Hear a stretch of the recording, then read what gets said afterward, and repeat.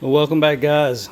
The last time we had Harriet up on the rack, we seen that the ball joints and all the front end parts, the rubbers were busted and there wasn't any grease left in them. So what I did is I replaced all the ball joints, the tie rod end, the strut rods, just about everything in the front end was shot. So I tackled that job myself, and boy, what a job was it. First off, I want to tell you that we reached a milestone in subscribers here in the last week or so. We topped 250. Matter of fact, I think it was like 256 right now, and I just wanted to thank every one of you. I love all you guys, appreciate it. All the new guys, I wish you'd take time and hit the subscribe button. It don't cost a thing, it's free, and it helps me out get the channel up to where I need to get it. I'm trying to reach 1,000 so I can go live and actually talk to you guys.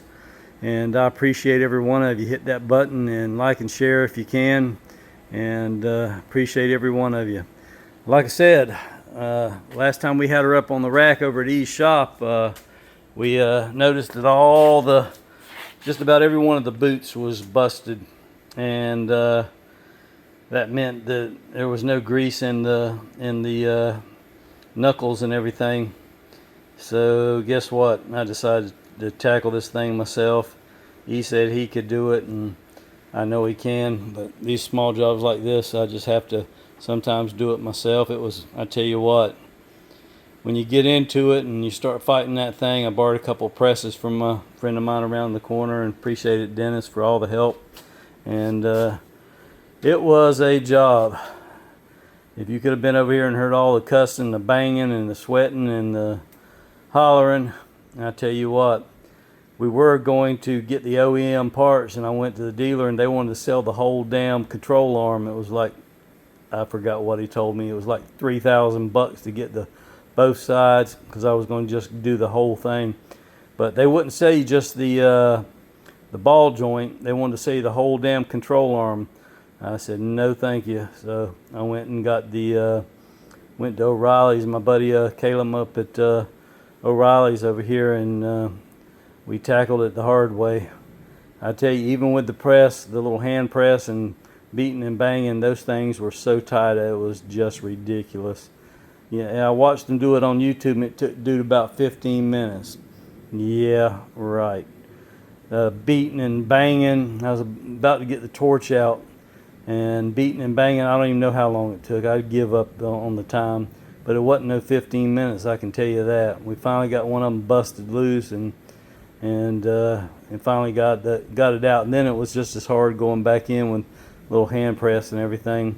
We got it. We replaced the ball joint, the strut rod, and the tie rod ends on both sides, and it turned out to look pretty damn nice.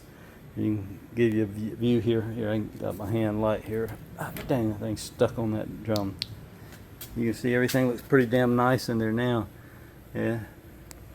Anyway, ain't gonna go. And when I was in here, I did a complete clean of the wheel well, and she's looking mighty good on both sides. But I just wanted to, main thing is, I wanted to tell you that we hit that milestone with the subscribers at 250. Now I think it's like 256. And clean this wheel well out, and the other one over here, all the damn parts, all that stock crap pissed me off. The moral of the story is, don't believe everything you see on YouTube when you're watching them videos. I've done it before. I just wanted to freshen up my memory, and Dennis around the corner, he loaned me his presses and everything. You can see how clean it is. I cleaned it up with some Dawn and water and elbow grease. Look how nice that looks up in there now. Yep, we're gonna slap the tires on here.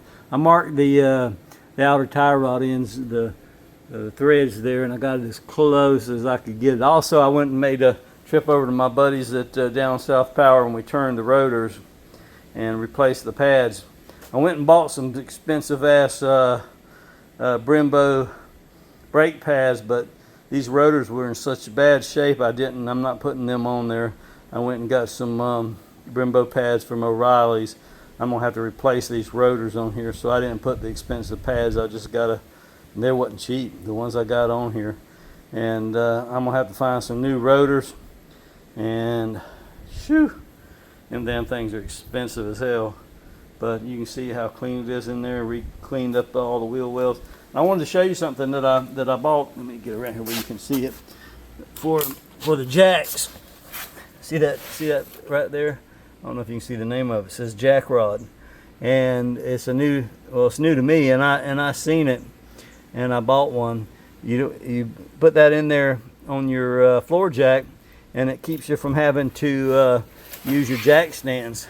It's called Jack Rod, and what it does is it goes from the bottom of the floor jack to the top, and it keeps your in case your floor jack gives out, it won't fall, and it keeps you from having to use jack stands. So you can see all the new parts from this angle. Yep, see the new strut rod, the new ball joint, and the new tie rod end. Also replaced the bottom pan, belly pan on here. Yeah, looks good. Everything's all clean and nice. I'm gonna have to figure out something for the chiller. That thing sweats a lot. You can see all the new lines and everything on the IC chiller. And when you turn that thing on, that thing starts sweating. I'm gonna have to wrap that with something for the track so it doesn't drip water all over the place. I don't know what everybody's using, but these lines, they start sweating, and I'm gonna have to wrap that and fix it where it doesn't drip on the track when I turn it on at the track. I don't know if anybody else has had that problem, but that's what I'm gonna have to do. I noticed that it sweated, so that's what we're going to do, is wrap that or fix some kind of a pan or something for the track so it doesn't drip, because they get pissed off here in Gainesville. I don't know about you guys, but it's been so hot here. Yeah, the feel like temperature here in the last couple of days yesterday was 117 degrees. I'm fortunate enough, I didn't turn it on yesterday. I just turned my fan on back there, but I have AC in my shop here, and I just turned on the fan and let it blow from behind while I'm doing all the work. And if it gets really hot like it was, I'll turn on the AC. But as far as racing goes, they haven't really been doing anything, that I can take the car to. They do this Friday night, everybody run what you brung. You can't hook these kind of races. So I don't know where and when that I'm gonna get back to the track. I know I'm gonna find out and see if there's anything going on in Orlando, or maybe down up at South Georgia or something that we can go get some runs in. I don't know what the heck's going on here. That with the temperature being up, I want to get this thing to track just as soon as possible so you can see what the heck's going on with it. We're ready to run as soon as we can get a open track day. Orlando, like I said, South Georgia somewhere. Gainesville's just not doing anything that I can get in there and get some wide open passes. But as soon as they do, I'll let you know. So I'm gonna close it off at that, and as soon as we find out something, we'll let you know. You'll be the first to know. Appreciate everybody. Hit that button, and we'll get back with you on the next time. Peace.